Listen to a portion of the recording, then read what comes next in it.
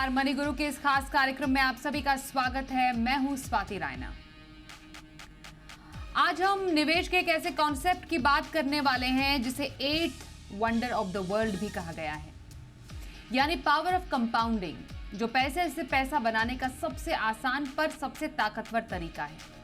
आज बताएंगे कैसे काम करता है पावर ऑफ कंपाउंडिंग, निवेश की जल्द शुरुआत से वेल्थ क्रिएशन में कैसे मदद करता है कंपाउंडिंग, और अगर आप अभी निवेश शुरू करते हैं तो अगले 10 सालों तक कितना मुनाफा आप कमा सकते हैं। इसी पर करने वाले हैं आज हम खास चर्चा। मनी गुरु, कैसे आप मनी गुरु में नया साल निवेश कैसे बेमिसाल कर सकता है, आज हम कंपाउंडिंग का कमाल जानेंगे। हमारे साथ दो खास एक्सपर्ट्स हैं, उनका परिचय करा देते हैं। Suranjana Bor Thakur, sales head bank and ND Mirae Asset Investment Managers, और प्रवीण बाजपेयी, फाउंडर फिनफिक्स। सुरंजना और प्रवीण, आप दोनों का बहुत स्वागत करते हैं आज बेहद ही खास कार्यक्रम में।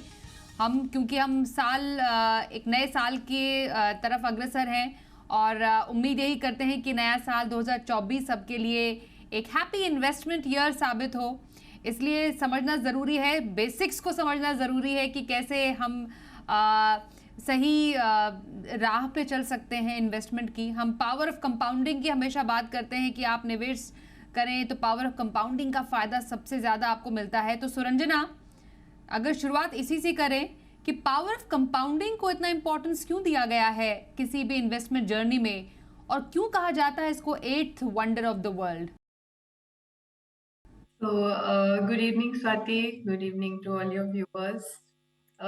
I think आपने जो आज टॉपिक रखा है ये शायद इन्वेस्टमेंट का बिल्कुल बेसिस बनता है कि क्यों आप वेल्थ क्रिएशन जर्नी में अगर सही में लॉन्ग टर्म में वेल्थ क्रिएट करना चाहते हो और just investment short term experience नहीं करना चाहते, तो कंपाउंडिंग एक बहुत इम्पॉर्टेंट पार्ट है इन्वेस्टमेंट जर्नी का। अगर आप देखोगे होता क्या है कंपाउंडिंग, आपके किसी इन्वेस्टमेंट व्हीकल का जो एक एबिलिटी होता है to generate earnings not just on the principal amount, मतलब आप जो निवेश अमाउंट करते हो उसी पे नहीं, लेकिन उस पे जो इंटरेस्ट बन रहा है उस पे भी आप और इंटरेस्ट बना सकते हो। मतलब कंपाउंडिंग का जो एक्चुअल मीनिंग होता है, it is growing at a certain, जो भी आपका अमाउंट है वो एक सर्टेन इंटरेस्ट रेट पे ग्रो होता है, पर आपका बेस बढ़ता जाता है। एक एग्जाम्पल देती हूँ, जैसे आपने लेट्स से 100 रुपए निवेश किए, 10% के इंटरेस्ट पे आपने निवेश किया, तो आपको एक साल के एंड में 110 रुपए बनेंगे। 10 रुपए आपका इंटरेस्ट बना। सेकेंड ईयर के बिगिनिंग में आपका 110 रुपए आपका बेस बन जाएगा।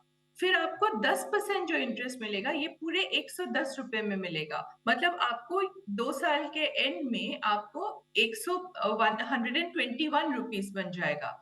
वो 121 रुपीज फिर आपके थर्ड ईयर का बेस बन जाएगा। उस पे फिर आप 10% इंटरेस्ट बनाओगे, तो आपको फिर उस पे it's around 12.1 that you will get as an interest, which means आपका थर्ड ईयर के एंड पे 133.1 बन जाएगा। सो आपका बेस बढ़ता जाता है, और जैसे जैसे समय आपका ज्यादा समय तक आप निवेश करते हो, क्योंकि आपका एक्यूमुलेटेड अमाउंट बढ़ता रहता है, तो उस पे आपका जो इंटरेस्ट, आप जो अमाउंट पे बनाते हो इंटरेस्ट, वो भी बढ़ता जाता है। फॉर एग्जाम्पल, आप अगर आपके पास अगर 100 रुपए ही एक्यूमुलेटेड है तो आप 10% तो उसका 10 रुपए ही बनाओगे ना। लेकिन अगर आपका कल को 1 लाख रुपए बन गया, बेस ही आपका 1 लाख रुपए बन गया, तो उस पे 10% आपको 10,000 रुपए बन जाएंगे। या लेट्स से आपका अमाउंट बढ़ के 1 करोड़ रुपए बन गया, तो वो 1 करोड़ पे आपको 10% 10 लाख रुपए बन जाएंगे। तो ये दोनों फैक्टर्स की वजह से आपको लॉन्ग टर्म में कंपाउंडिंग की वजह से निवेश अगर आप कंसिस्टेंटली करते रहे और लॉन्गर टर्म के लिए करते रहे, तो आपका अमाउंट काफी हद तक छोटे अमाउंट से जाके बहुत ही सिग्निफिकेंट अमाउंट बन सकता है। तो छोटी रकम से भी एक बहुत बड़ा अमाउंट, मतलब एक बहुत बड़ी रकम आप इकट्ठा कर सकते हैं पावर ऑफ कंपाउंडिंग से। पैसे से पैसा बनाने का एक बेहतरीन सिंपल एक तरीका है, लेकिन सबसे ताकतवर तरीका। और आपको कुछ नहीं करना है, बस पैसे निवेश करने, और हर साल ये खुद ब खुद काम करता चला जाएगा। बस आपको सही समय पर निवेश की सही शुरुआत करनी है। पावर कंपाउंडिंग हमने समझा सुरंजना से। अब प्रवीण, हर कोई चाहता है कि मुझे करोड़ कमाने हैं, करोड़पति बनना है, तो कंपाउंडिंग से करोड़पति का सफर भी आसानी से तय किया जा सकता है। बस आपको क्या करना है, थोड़ा सा मेहनत करनी है। मेहनत ये करनी है कि तय करना है कि आपको निवेश करना है। मैं आपसे समझना चाहती हूँ कि ये जो करोड़ कमाने का जो एक तरीका होता है थ्रू एसआईपी या एकमुश्त निवेश से, वो 5 साल हो, 10 साल हो, 15 साल में, किसी को अलग अलग टाइम होराइजन्स में अगर करोड़ कमाने हैं तो कितना आसान है, कितने रकम की ज़रूरत पड़ सकती है किसी को करोड़ कमाने में। मैं अगर एक 35 साल के अगर एक किसी निवेशक का आपसे उदाहरण लेना चाहूँ, तो कैसे एक 35 साल के एक निवेशक 5, 10 या 15 साल में करोड़ कमा सकते हैं अपने एसआईपी निवेश से?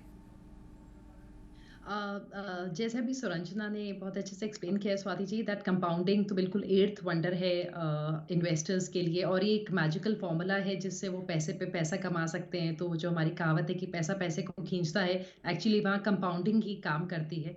और जो 1 करोड़ की रकम है, मेरे ख्याल से ये एक बहुत इंपॉर्टेंट माइलस्टोन है ज़्यादातर निवेशकों की लाइफ में। एक ऐसा नंबर है जो आज की तारीख में ऑलमोस्ट हर को बनाना ही है। अगर आप एक डिसेंट रिटायरमेंट चाहते हैं, इससे आप करीबन एक 60,000 तक की मंथली इनकम जनरेट कर सकते हैं अपने फिक्स्ड इनकम प्रोडक्ट्स में लगा के। और ये 1 करोड़ का आपका जो फर्स्ट माइलस्टोन है, अगर हम इसको 5 साल में पाना चाहेंगे तो थोड़ी सी ज़्यादा मेहनत करने की ज़रूरत होगी, मतलब ज़्यादा पैसा लगाने की ज़रूरत होगी, क्योंकि हमें वहाँ पे 1,25,000 का निवेश करना होगा। 11% के अगर हम रिटर्न्स भी लेके चलें, जो एक ब्रॉडर हम मार्केट इंडेक्स के रिटर्न्स ले रहे हैं। जो कंपाउंडिंग का फॉर्मूला एक तरीके से ऐसे बना हुआ है कि जितना हमारा वक्त और समय बढ़ता चला जाएगा, उतना ही हमें कम निवेश करने की ज़रूरत है। अगर हमें सेम 1 करोड़ करीबन 10 साल का समय मिले, तो हम करीबन 46 यानी कि 46,000 रुपए की एसआईपी से उस 1 करोड़ को बना पाएंगे। और यहीं अगर हमें 15 साल की अवधि मिल जाए, तो हम सिर्फ 22,000 की रकम से उस लक्ष्य को पूरा कर पाएंगे। यानी कि जितना लंबा समय है, उतने हमारा कंपाउंडिंग के लिए हमारी इन्वेस्टमेंट्स को टाइम मिलता है, और आप छोटी रकम से बहुत बड़ा अमाउंट वहां पे बना सकते हैं। ये तो हो गया एसआईपी के जरिए से। अगर स्वाति जी सपोज करिए आप लमसम से निवेश करना चाहते हैं, और हम एक अगेन सेम उदाहरण लेके चलते हैं कि हम एसेट एलोकेशन में सिर्फ इक्विटी ले रहे हैं और हमने 11% का अगेन रिटर्न्स को चूज किया, तो यहाँ पे हमें एक मुश्त 60 लाख लगाने की जरूरत होगी 5 साल में अगर हमें 1 करोड़ बनाना है। करीबन 35 लाख लगाने की जरूरत पड़ेगी अगर हमें 10 साल में बनाना है। और यही अगर हमें 15 साल में 1 करोड़ बनाना है, तो हम 21 लाख के निवेश से उसको पा सकते हैं। यानी कि हमारी इन्वेस्टमेंट अमाउंट डेफिनेटली रिड्यूस हो जाती है जैसे हमारा समय बढ़ता है, पर क्योंकि समय बढ़ने के साथ हमारे परचेजिंग पावर जो है वो भी रिड्यूस होगी। तो अगर सेम निवेशक जो एक 46,000 की एसआईपी करते हैं 10 साल में 1 करोड़ पाने के लिए, और उसको अगर वो थोड़ा और कंटिन्यू कर ले, तो सेम 46,000 से एक्चुअली वो 15 साल में 2 करोड़ पा पाएंगे। यानी कि हम लोग इन्फ्लेशन को भी बीट कर सकते हैं, और हम अपनी जो 1 करोड़ की रकम है उसको इन्फ्लेशन एडजस्टेड तरीके से भी डेफिनेटली हासिल कर सकते हैं। और ये है जो पावर ऑफ कंपाउंडिंग। और अगर इसको एक सिंपल मैं एग्जांपल दूं आपको पीपीएफ का, तो अगर हम 1.5 लाख रुपए की पीपीएफ में जैसे निवेश करते हैं, तो 11वें साल में जो हमारे निवेशक इंटरेस्ट कमाते हैं वो उनकी इन्वेस्टमेंट से ज़्यादा हो जाता है। यानी कि एक समय ऐसा आता है जब जो आप इंटरेस्ट कमाने लगते हैं आपके इन्वेस्टमेंट पे, वो आपके इन्वेस्टमेंट अमाउंट से बढ़ जाता है। और इस यही खूबी है पावर ऑफ कंपाउंडिंग की। बिल्कुल, तो पावर ऑफ कंपाउंडिंग की खूबी हमने समझी कि अगर आपको करोड़पति ही बनना ही है, तो आपको कैसे सिलसिलेवार तरीके से धीरे धीरे अपने निवेश की जर्नी को आगे बढ़ाना है। चाहे फिर आप 1 साल में करोड़ कमाना चाहते हैं, 5 साल में करोड़ कमाना चाहते हैं, 10 साल में करोड़ कमाना चाहते हैं। और करोड़ मतलब 1 करोड़, 2 करोड़, 5 करोड़ या 10 करोड़, कितने भी करोड़ आप कमाना चाहते हैं, आपको उस हिसाब से ही आपको पैसे निवेश करने की ज़रूरत है। लेकिन सुरंजना, सबसे इंपॉर्टेंट यहाँ पर ये हो जाता है, हमें लगता है कि चलो हमने निवेश की शुरुआत कर दी, हमारा काम हो गया, और बाकी तो काम पावर ऑफ कंपाउंडिंग कर ही रहा है। लेकिन थोड़ा सा एफर्ट हमें और ये भी करना पड़ेगा कि हमें अपने निवेश को बढ़ाना भी पड़ेगा। मतलब अगर मानिए हमने 10,000 रुपये से एसआईपी की शुरुआत की, आप एक्सपेक्ट तो कर सकते हैं कि वो 10 साल के बाद एक अच्छी रकम बनाएंगे ज़रूर, लेकिन आपको वहीं पर रुकना नहीं है, तो उसको थोड़ा स्टेप अप करने की भी ज़रूरत है। तो स्टेप अप का फॉर्मूला क्या हो सकता है किसी की निवेश यात्रा में? हाँ, स्वाति जी, ये बहुत इम्पोर्टेंट चीज़ है। आई थिंक एसआईपी के मामले में जब होता है तो लोग हमेशा एक इन्वेस्टमेंट की वही वहीं तक सोचते हैं कि आज अगर उन्होंने इन्वेस्ट किया तो एक रकम हर महीने जा रहा है तो वो इनफ है। एक्चुअली वो इनफ नहीं होता। मैं आपको एक एग्जांपल देती हूँ। लेट्स से आज के दिन में बोलते हैं कि for an average Indian probably 3 crore रुपए अगर उनके पास रिटायरमेंट कॉर्पस है तो डिसेंट सम है। उसके लिए अगर किसी ने लेट्स से 1993 में इन्वेस्ट किया था, 30 साल पहले इन्वेस्ट किया था और 2023 में उनको पैसे निकालने थे, तो अगर उन्होंने 6,000 रुपए इन्वेस्ट किया होता और उनका रेट ऑफ इंटरेस्ट 10% पे ही लेते हैं। लेट्स से आप सेंसेक्स का भी रिटर्न, मतलब अगर बिल्कुल ही एवरेज नंबर आप लोगे तो 6,000 का अमाउंट जाके आपका 1.8 करोड़ बन जाता है in this period from 1993 to 2023। पर वो जो 6,000 रुपए अगर आपने हर साल सिर्फ 5% से बढ़ाया, 5% से आपने टॉप अप किया, तो वो सेम अमाउंट जाके आपका 2.5 करोड़ बन जाएगा। और अगर आपने 6,000 रुपए को 5% से नहीं बढ़ा के अगर आपने 10% से बढ़ाया, तो आपका वो 30 साल के बाद 3.23 करोड़ बन जाएगा। सो सिर्फ 6,000 करने से आपका 1.8 करोड़ बन जाएगा। 6,000 पे 5% का ईयरली इंक्रीमेंट करने से आपको 2.5 करोड़ बन जाएगा। और अगर 6,000 को आपने सिर्फ 10% से इंक्रीज किया हर साल, तो आपको 3.23 करोड़ बन जाएगा। उतना सब्सटैंशियल डिफरेंस बन सकता है आपका अगर आपने इन्वेस्ट किया और उसको टॉप अप करते रहे रेगुलरली। तो टॉप अप का एक बहुत ही एक वो भी एक अलग सा ही एक मैजिक है। जैसे सुरंजना ने बताया कि आप अगर 10% से भी आप स्टेप अप करते रहे, टॉप अप करते रहे, कुछ भी आप उसको कह सकते हैं, तो कैसे आप अपनी रकम को और भी दुगना कर सकते हैं, तिगुना कर सकते हैं। मतलब जो आपने इमेजिन किया था कि मुझे 1 करोड़ चाहिए, तो स्टेप अप करके नेचुरली वो जो आपकी रकम है उस परसेंटेज से ही बढ़ेगी। तो इम्पॉर्टेंट है कि आप उसको बढ़ाएं, आप अपने निवेश की रकम को, जैसे जैसे आपकी आय बढ़ती है या कोई भी आपके पास इकट्ठा पैसा आता है। एक ब्रेक के लिए रुकते हैं, ब्रेक के बाद और भी हम चर्चा जारी रखेंगे, क्योंकि 2024 नए साल में हम निवेश के कुछ टिप्स भी जानना चाहते हैं। दोनों एक्सपर्ट से हम जानेंगे कि किन बातों का ख्याल रखें नए साल में निवेश को लेकर। बने रहिए हमारे साथ।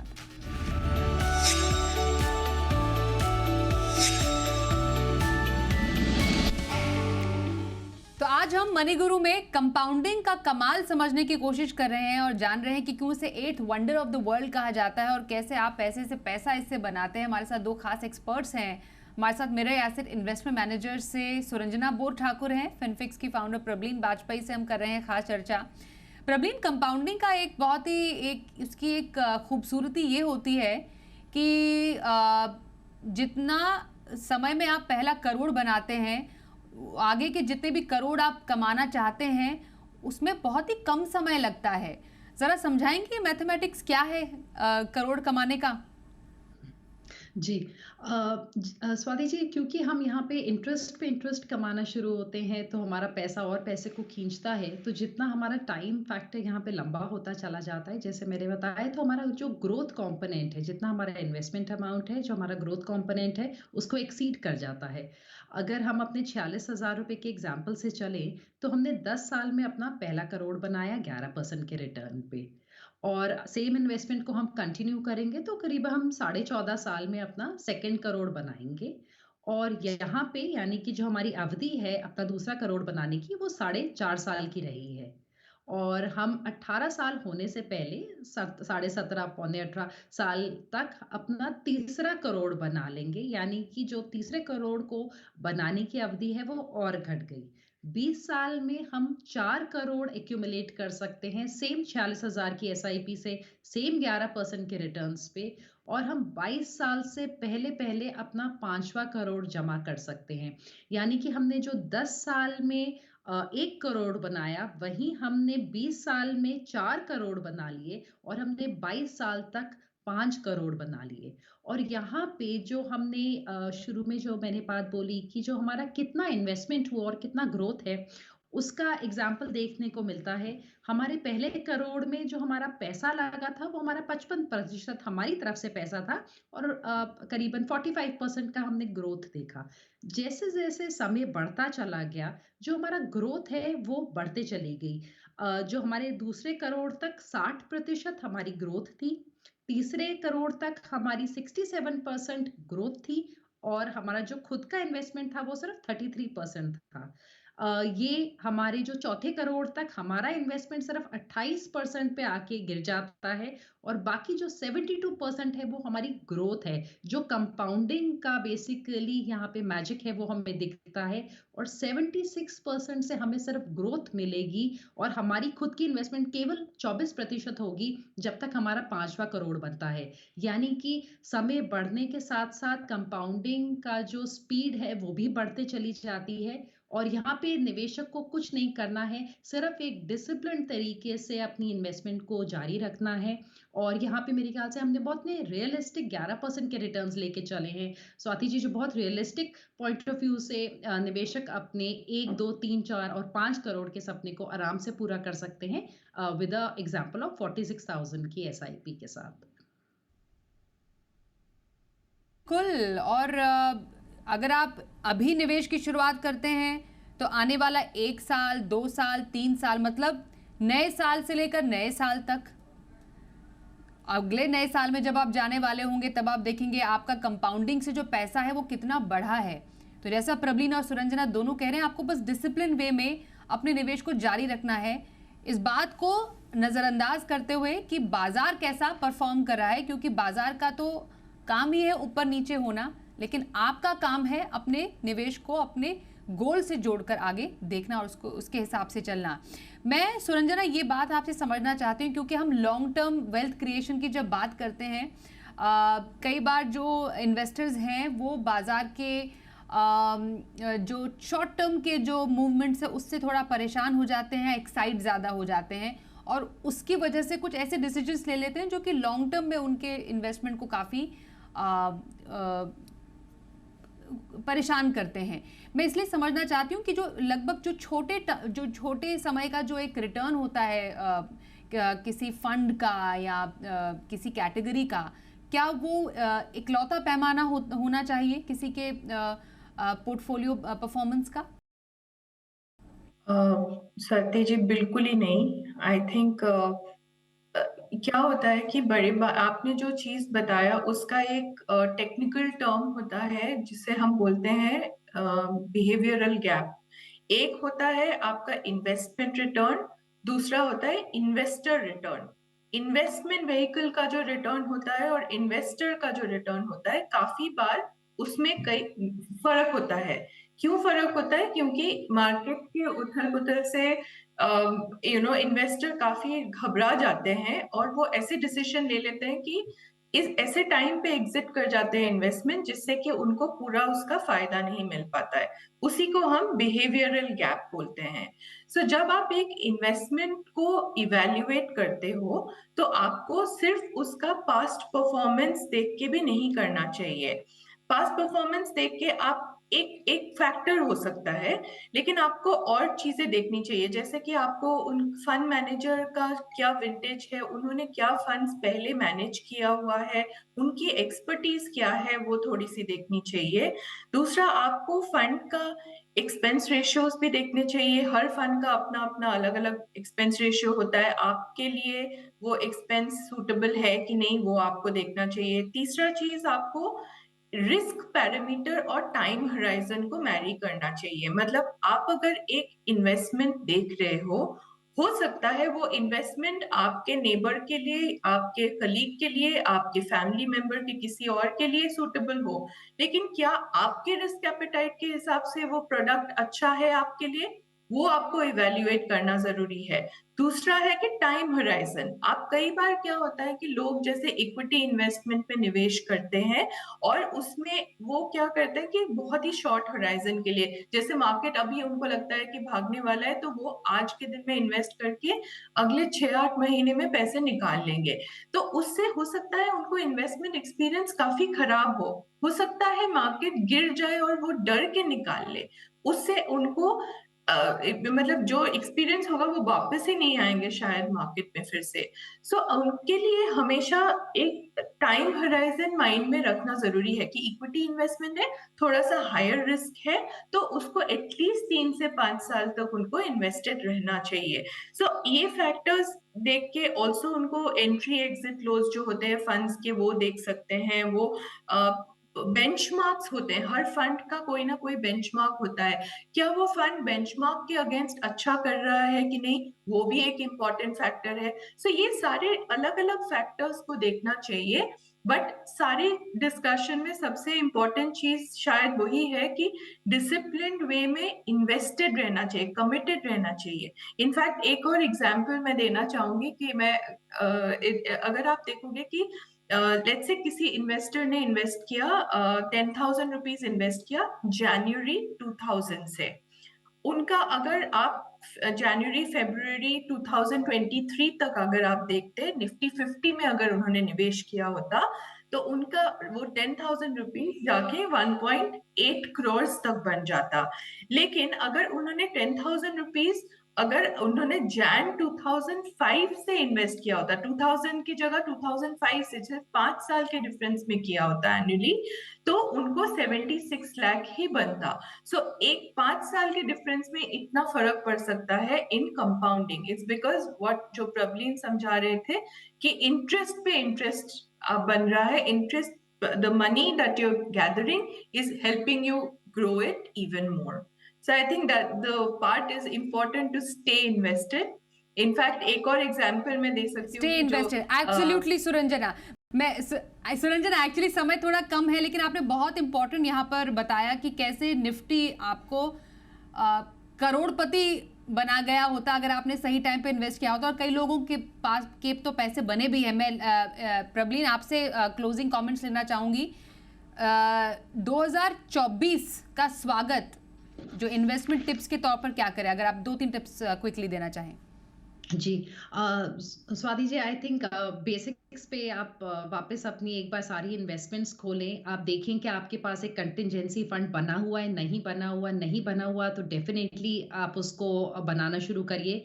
आपके पास एक हेल्थ कवर होना चाहिए और आपके पास एक टर्म प्लान होना चाहिए, ताकि आपके लव्ड वंस की कल को कोई ज़रूरतें हों आपके बिना भी वो पूरी हो सके।